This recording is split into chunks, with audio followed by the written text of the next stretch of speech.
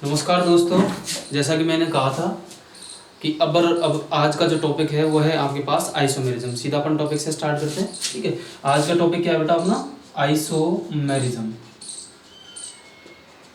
इसको समझने की कोशिश करते हैं, ढंग से कॉपी पेन लेके बैठो और आराम से इस बात को समझते चलो। आइसोमेरिज्म का मतलब होता है, हिंदी में इसको बोलते हैं अपन समावयवता। क्या बोलते हैं हिंदी में इसको? समावयवता। ठीक है, तो क्या होता है समावयवता? ये ऑर्गेनिक के जो कंपाउंड होते हैं उनके लिए उनके फिनोमेना को शो करने का एक तरीका होता है। ठीक है, अपने आप में किसको बोलते हैं आइसोमेरिज्म? देखना बेटा क्या है इसकी, सबसे पहले तो इसकी डेफिनेशन देखते हैं अपन। तो आइसोमेरिज्म क्या होता है अपने आप में? आइसोमेरिज्म एक फिनोमेना होता है the compound which have same molecular formula.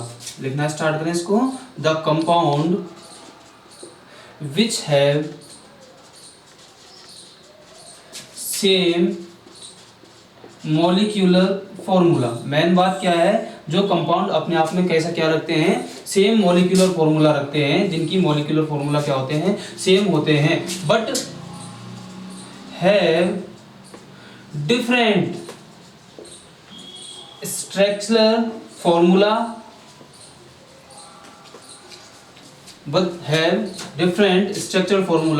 और केमिकल और फिजिकल प्रॉपर्टीज। जिन कंपाउंड की या तो अपने पास पहली कंडीशन तो क्या है, इनका अपने आप में मॉलिक्यूलर फॉर्मूला सेम होना कंपलसरी है, और जिनके डिफरेंट क्या होते हैं अपने आप में? स्ट्रक्चरल फॉर्मूला होते हैं। वो क्या कहलाते हैं अपने आप में? ऐसे कंपाउंड अपने आप में क्या कहलाते हैं? आइसोमर कहलाते हैं। The compound which have same molecular formula but have different structural formula और केमिकल और physical properties are called isomer, and this phenomena is called isomerism। ये आपके पास जो डेफिनेशन तैयार होती है, यदि अपन उसको हिंदी में बोले तो किस तरीके से बोलेंगे कि ऐसे यौगिक जिनके मॉलिक्यूलर फॉर्मूला यानी अणुसूत्र तो क्या होते हैं? समान होते हैं, तथा उनकी फिजिकल या फिर केमिकल या फिर दोनों, इसके साथ साथ हो सकता है इनकी स्ट्रक्चर जो फॉर्मूला है वो क्या हो अपने आप में? डिफरेंट हो। क्या कहलाते हैं अपने आप में? आइसोमर कहलाते हैं। क्या कहलाते हैं अपने आप में बेटा? आइसोमर कहलाते हैं। ठीक है, और ये जो फिनोमेना है वो अपने आप में क्या कहलाता है? आइसोमेरिज्म। क्या कहलाता है अपने आप में? आइसोमेरिज्म। अब इनका अपन क्लासिफिकेशन पढ़ते हैं। क्लासिफिकेशन को अपन देखते हैं तो इनका क्लासिफिकेशन किस बेसिस पे किया जाता है, देखना बेटा। इनके क्लासिफिकेशन की जब अपन बात करते हैं तो इनके क्लासिफिकेशन के लिए कहा जाता है कि यदि अपन आइसोमर को क्लासिफाई करें तो अपन ये कहते हैं कि समावयवी यौगिकों को यदि अपन क्लासिफाई करें, यानी आइसोमर को अपन क्लासिफाई करें, तो ये आपके पास दो तरीके से इसको डिवाइड करते हैं अपन। और ये किस बेसिस पर डिवाइड करते हैं? इनके स्ट्रक्चरल फॉर्मूला के बेसिस पर। यदि इनके स्ट्रक्चरल फॉर्मूला डिफरेंट हो, कैसे हो? डिफरेंट हो, अलग अलग हो, इनके स्ट्रक्चरल फॉर्मूला क्या हो? डिफरेंट हो, तो ये अपने आप में कैसे आइसोमर होते हैं? Structural isomer.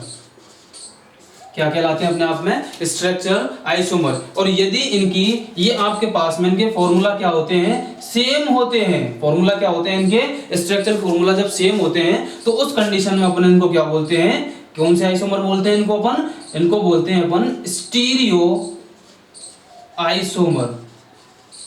क्या कहलाते हैं अपने आप में? Stereo isomer. अब इनको फिर से फर्दर क्लासिफाई किया गया है, इनको फिर से दोबारा विभाजित किया गया है। इसको अपन बोलते हैं संरचनात्मक समावयवी।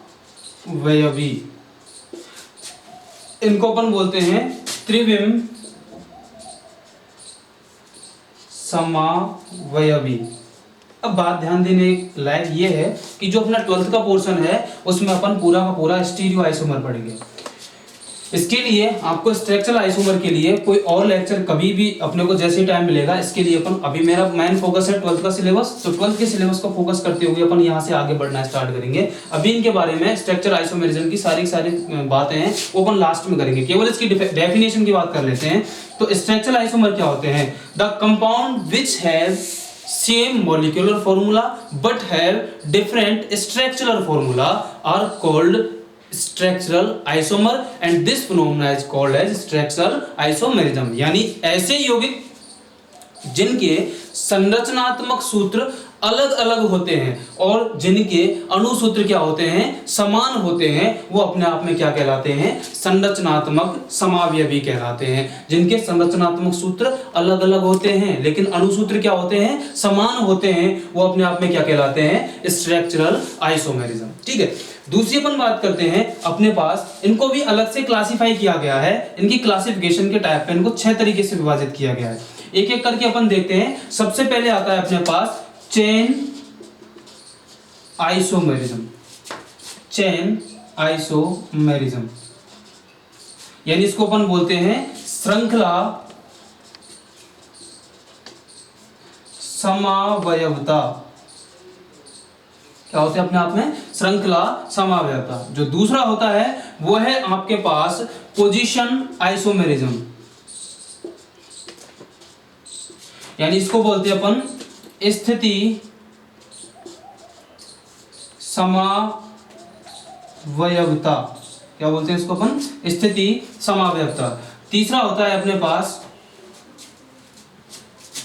Functional group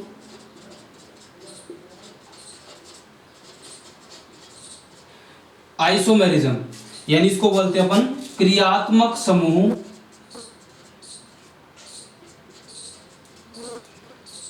समावयवता। क्या बोलते हैं इसको अपन? क्रियात्मक समूह समावयवता। चौथे नंबर पे आता है आपके पास मेटामेरिज्म, इसको बोलते हैं अपन मध्यवयवता। मध्यवयवता। ठीक है, उसके बाद नंबर 5th पे आता है आपका टोटोमेरिज्म।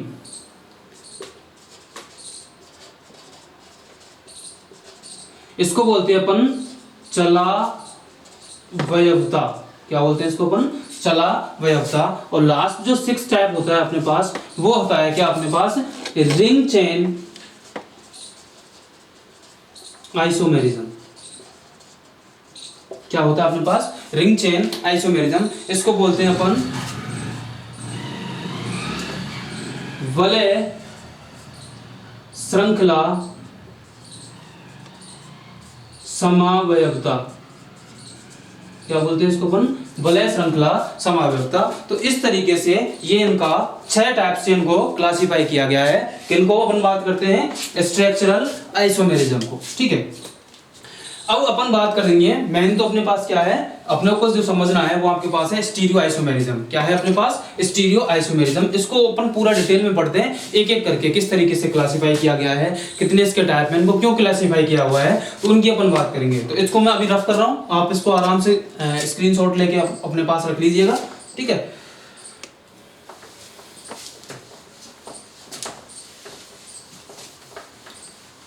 दूसरा जो टाइप आता है वो आता है अपने पास स्ट्रक्चरल आइसोमेरिज्म, स्टीरियो आइसोमेरिज्म। क्या कहलाता है अपने पास? Stereo isomer. स्टीरियो आइसोमर को अपन फर्दर 2 टाइप से क्लासिफाई करते हैं, 2 तरीके से क्लासिफाई करते हैं। काफी ज्यादा इंपॉर्टेंट पोर्शन है, बहुत ज्यादा इंपॉर्टेंट पोर्शन है और यहाँ से आपके कॉम्पिटिटिव लेवल पे भी खूब सारे क्वेश्चन पूछे जाते हैं। पूरी केमिस्ट्री को समझने के ये बेसिक्स होते हैं अपने आप में, तो इनको समझते चलना, आराम से इनकी खूब सारी प्रैक्टिस करने वाले हैं अपन। ठीक है, तो देखना अपन बात कर रहे हैं। सबसे पहले आता है अपने पास कॉन्फिगरेशनल आइसोमेरिज्म। कॉन्फिगरेशनल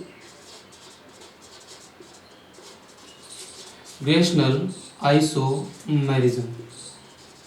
ठीक है, इसको अपन बोलते हैं अपने आप में विन्यासी समावयवता।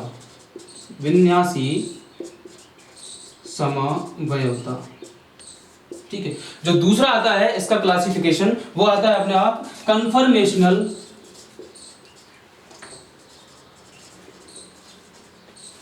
आइसोमेरिज्म, दूसरा आता है अपने आप में कन्फर्मेशनल आइसोमेरिज्म। इनमें क्या होता है, जब अपन कॉन्फिगरेशनल आइसोमेरिज्म की बात करते हैं तो यहाँ इनको किस तरीके से क्लासिफाई किया गया है, इनके रोटेशन के अकॉर्डिंग देखेंगे जब अपन एग्जांपल करेंगे। यदि ऐसे कंपाउंड जिनको रोटेट किया जा सकता है, यानी जिनमें केवल ज्यादातर सिंगल बॉन्ड ही पाया जा रहा है, वो अपने आप में कन्फर्मेशनल आइसोमर कहलाते हैं। इनको अपन बोलते हैं संरूपणी समावयवता।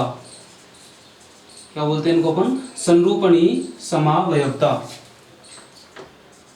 ठीक है, तो दूसरा जिनको अपन रोटेशन नहीं कर पाते हैं किसी डबल बॉन्ड या ट्रिपल बॉन्ड के सापेक्ष, वो अपने आप में क्या होता है, विन्यासी समावयव या रिंग के सापेक्ष उनको रोटेशन पॉसिबल नहीं होता, वो अपने आप में क्या होते हैं, विन्यासी समावयवी, या अपन कह सकते हैं इनको कन्फर्मेशनल आइसोमेरिज्म। स्टीरियो आइसोमेरिज्म की डेफिनेशन जब अपन देखते हैं तो वास्तव में क्या होता है, इनकी सबसे खास बात क्या है कि स्टीरियो आइसोमेरिज्म की जब अपन डेफिनेशन को चेक करते हैं तो अपन ये कहते हैं कि ऐसे कंपाउंड जिनके मॉलिक्यूलर फॉर्मूला भी क्या होते हैं, सेम होते हैं, जिनके स्ट्रक्चरल फॉर्मूला भी क्या होते हैं, अपने आप में सेम होते हैं। तो डिफरेंस किसमें होता है भाई, डिफरेंस किसमें होता है, तो यहां पर यदि डिफरेंट होता है तो डिफरेंस किसके बीच में होता है, इनके स्पेशियल अरेंजमेंट में।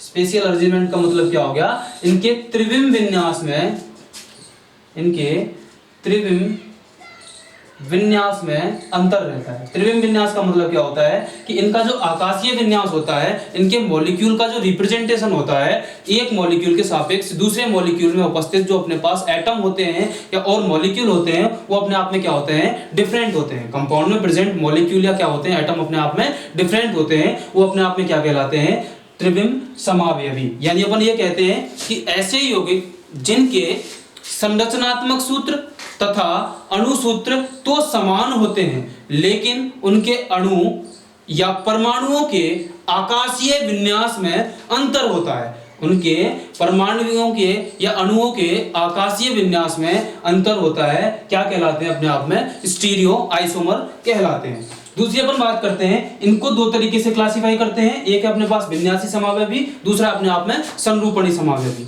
अब जो विन्यासी समावयवी है इसको फर्दर क्लासिफाई किया हुआ है दो कैटेगरी में, यहां पर इनको देखते हैं।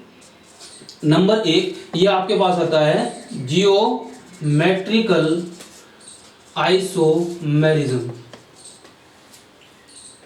यानी अपन इसको कहते हैं ज्यामिति समावयवता।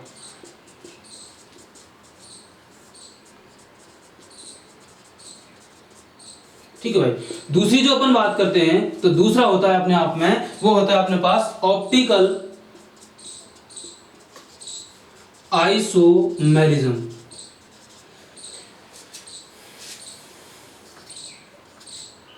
यानी अपन ये कहते हैं इनको प्रकाशीय समावयवता।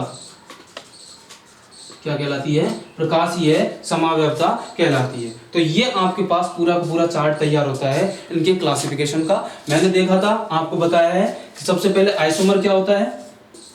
आइसोमर क्या होते हैं, जिनके अपने आप में मॉलिक्यूलर फॉर्मूला क्या होते हैं, सेम होते हैं। जिनके मॉलिक्यूलर फॉर्मूला सेम होते हैं, हो सकता है उनके स्ट्रक्चरल फॉर्मूला क्या हो, डिफरेंट हो, उनकी फिजिकल प्रॉपर्टी या केमिकल प्रॉपर्टी क्या हो, डिफरेंट हो, अपने आप में आइसोमर कहलाते हैं। इनको फर्दर दो तरीके से क्लासिफाई किया हुआ है, एक तो अपने पास है स्ट्रक्चरल आइसोमर और दूसरा अपने आप में स्टीरियो आइसोमर। स्ट्रक्चरल आइसोमर में अपन क्या कहते हैं कि इनके जो अपने पास स्ट्रक्चरल फॉर्मूला क्या होते हैं, डिफरेंट होते हैं, तथा इनके ज्योमेट्रिकल फॉर्मूला स्ट्रक्चरल फॉर्मूला क्या होते हैं, डिफरेंट होते हैं, अपने आप में क्या कहलाते हैं, स्ट्रक्चरल आइसोमर। और यहाँ पर जिनके स्ट्रक्चरल फॉर्मूला और मॉलिक्यूलर फॉर्मूला सेम होते हैं, लेकिन उनके अपन डिफरेंट होता है, उनके एटम्स के स्पेशल अरेंजमेंट में अपने आप में क्या होते हैं, स्टीरियो आइसोमर कहलाते हैं। उसके बाद इनका फर्दर क्लासिफिकेशन किया गया है कॉन्फिगरेशनल और कन्फर्मेशनल आइसोमेरिज्म में। और कन्फर्मेशनल और कॉन्फिगरेशन आइसोमेरिज्म की जब अपन बात करते हैं तो यहाँ पर अपन ये कहते हैं कि इनको फिर से अपन फर्दर क्लासिफाई करते हैं, अपन कॉन्फिगरेशनल को ज्योमेट्रिकल आइसोमेरिज्म में और ऑप्टिकल आइसोमेरिज्म में।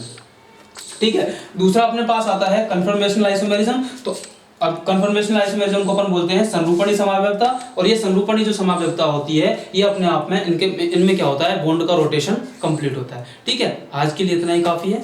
अगली बात अपन देखते हैं बेटा कल के लेक्चर में, जहां स्टार्ट करेंगे नेक्स्ट लेक्चर में, वो होगा आपके पास जियोमेट्रिकल आइसोमेरिज्म। ध्यान रखना यहाँ तक का नोट्स आप कंप्लीट कर लीजिएगा। ठीक है, ओके, थैंक यू।